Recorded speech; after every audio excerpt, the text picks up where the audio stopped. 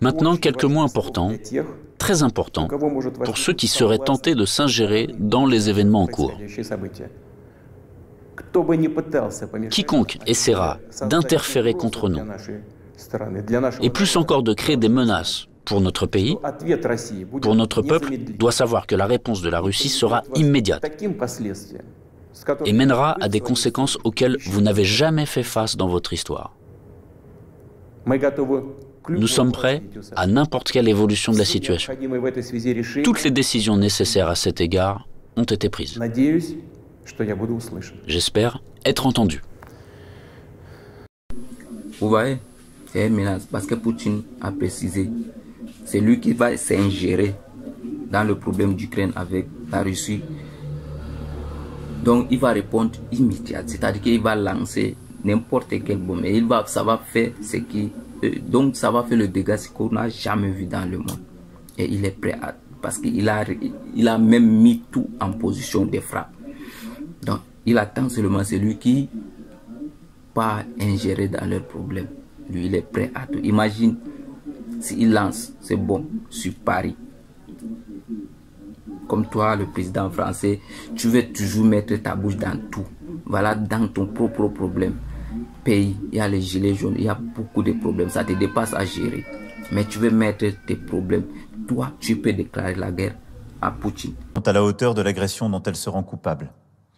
Sur le plan militaire et économique, autant que dans le domaine de l'énergie, nous serons sans faiblesse.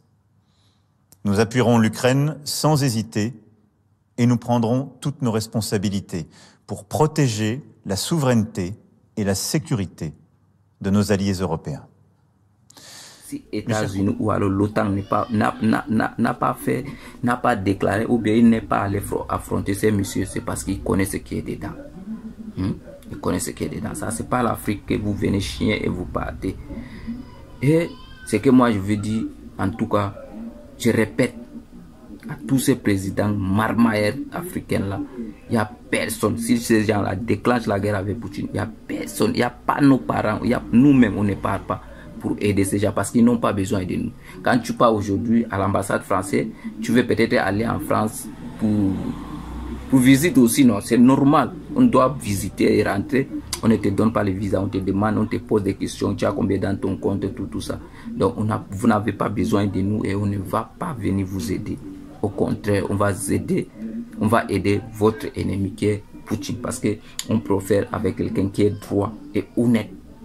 Parce que vous-même, vous avez vu tous les discours que les gens se ont posés. Quand on voit les discours de Poutine, il est sérieux et honnête. Mais tous ces marmailleurs présidents, les Français, les Américains, là, c'est rien que le mensonge, manipulation, assassiner le peuple, faire tout ce qui est à leur volonté pour leur intérêt égoïste. Sinon, Poutine a dit, pourquoi faire tout ça? Le monde est libre, tout le monde vit libre. Pourquoi tout ça arrive? Et la réponse est là. C'est les Américains. Oui, c'est les Américains. Il faut qu'on dise la vérité aux gens là. C'est très important. Il faut qu'on dise la vérité. Maintenant, je reviens à la jeunesse africaine. Je voulais aussi qu'on écoute le président américain, mais il n'a rien dit de bon. Il a juste sanctionné par la force. Mais c'est une vision que les États-Unis et les nations qui aiment la liberté combattront avec toute notre force et tous nos outils. Les États-Unis, nos alliés et partenaires sortiront plus grands, plus unis, plus déterminés et plus résolus de cette guerre. L'agression de Poutine contre l'Ukraine coûtera cher économiquement et stratégiquement à la Russie. Nous nous en assurerons. Poutine sera un paria sur la scène internationale. Toute nation qui participe à cette agression sera entachée. Dans l'histoire, l'histoire montrera que le choix de Poutine aura affaibli la Russie et aura renforcé le reste du monde. La liberté, la démocratie, la dignité humaine, voilà des forces bien plus puissantes que la peur et l'oppression. Ces principes ne peuvent mourir, ne peuvent être écrasés par l'armée de Poutine. Sanctionner la Russie comme d'habitude n'a rien dit de bon. Donc je ne veux pas perdre mon temps sur ça et je voulais conclure. Je reviens maintenant sur la jeunesse africaine. Hier j'ai fait un direct, j'ai dit dans mon direct que on est d'abord jalousé partout. Parce que nos pays sont riches, nos continents sont sauvagement riches. Je fais ça rapide pour la jeunesse africaine et particulièrement la jeunesse camerounaise. Je vais finir en disant l'agresseur c'est pas Poutine. Sauf si vous ne voulez pas la vérité. L'agresseur c'est pas Poutine. Et je vois beaucoup de Français qui reviennent, qui reviennent à la raison. Beaucoup. Ils accusent déjà l'OTAN, les Américains.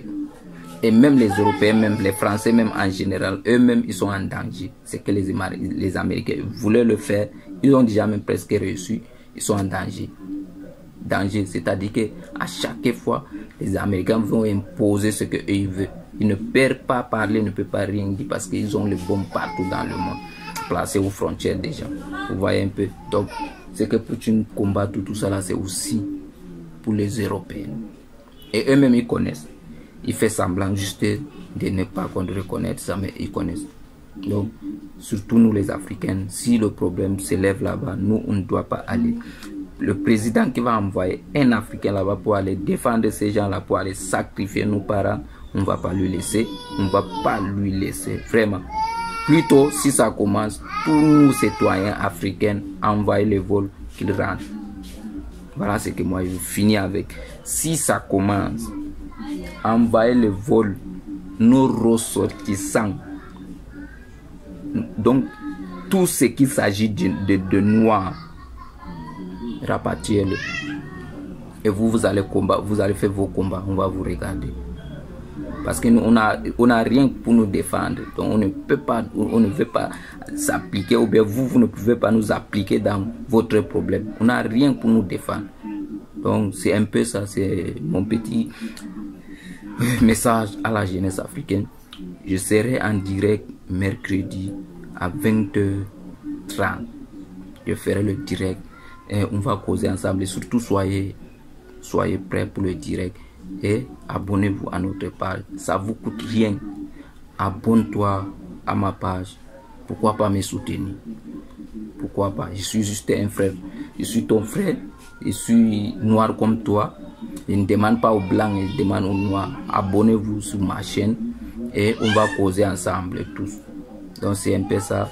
Soyez salués et que Dieu bénisse la jeunesse africaine, que Dieu bénisse aussi la jeunesse camerounaise, que Dieu bénisse l'Afrique entière, que Dieu bénisse le monde. On ne veut pas la guerre, on veut la paix. On veut la paix. On veut la paix. Merci, c'est El Caporal. Ciao, ciao. Je compte sur une position consolidée patriotique de tous les partis représentés au Parlement et des forces publiques. Après tout, comme cela a toujours été dans l'histoire, le destin de la Russie se trouve entre les mains fiables de notre peuple multinational. Cela signifie que